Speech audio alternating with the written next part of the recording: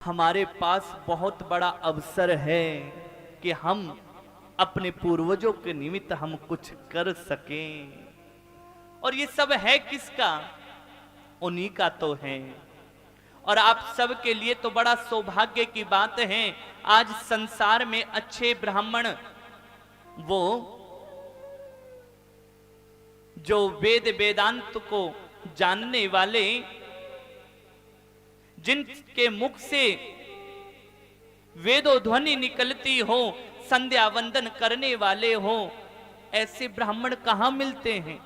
और कहा जाता है गरुड़ पुराण में कि हमारे घर पर जो ब्राह्मण आकर भोजन कर रहे हैं, जिन्हें हम उन ब्राह्मण के रूप में हम अपने पूर्वजों को देख रहे हैं, वो ब्राह्मण कैसे हों, उनके लक्षण कैसे हों, किस ब्राह्मण को हम अपने घर में बुला सकें, किस ब्राह्मण को नहीं बुलाएं, किस ब्राह्मण को हम भोजन दे रहे हैं, वो ब्राह्मण संध्या वंदन करने वाला हो, माथे पर हमेशा तिलक लगाने वाला हो, जनेऊधारी हो,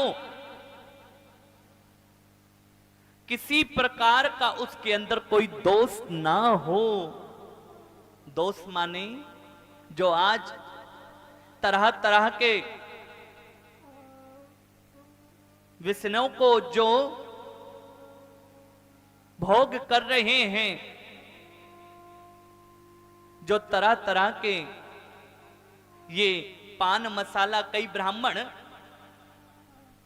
रगड़ते रहते और रगड़ कर मुख में रख लेते हैं, है ना। ऐसे ब्राह्मण को बुलाने से भी बहुत बड़ा दोष माना गया है। आपके पितृ कभी तृप्त नहीं हो सकते ऐसे ब्राह्मणों से। ऐसे ब्राह्मणों से अगर आप किसी प्रकार के, जो ब्राह्मण किसी प्रकार का कोई नशा आदि करता हो, यहां तक कि वो ब्राह्मण कहलाने लायक भी नहीं है, ऐसे ब्राह्मणों को बुलाने से एक बार नहीं, दो बार नहीं, कई बार भी आप उनको अपने घर में आकर उनको जिमा रहे हैं, तो वो पितृ कभी आपका भोजन स्वीकार नहीं करते, अपितु भाग जाते हैं वहां से। ब्राह्मण सदैव ऐसा बुलाएं। और आप सब तो सौभाग्यशाली हैं जो यहां इस अटेली की भूमि पर हर वर्ष की भांति आप सबके साथ से ऐसे विप्रगण जो यहां पधार सके।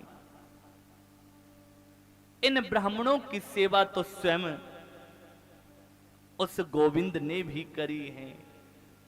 कहां से आए हैं? ब्रजधाम, उस ब्रज भूमि से जहां स्वयं गोविंद भी इन ब्रजवासियों के संग स्वयं खेले हैं। ये ब्रजवासियों में ही कृपा है जो उस परमात्मा को भी घोड़ा बनाकर उन पर बैठ जाते हैं। तो आप सबका सौभाग्य है इन ब्राह्मणों का, जैसे हो सके आप सेवा इत्यादि करें, जो यहां अपने यजमानों के कल्याण हेतु आप सब के लिए जो सुंदर पोथी पाठ रखवाई, जो यहां आप सब के निमित्त यहां पधारे,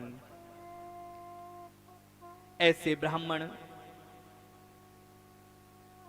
जो बड़े दुर्लभ हैं, जो आप सबको यहां दर्शन दे रहे हैं।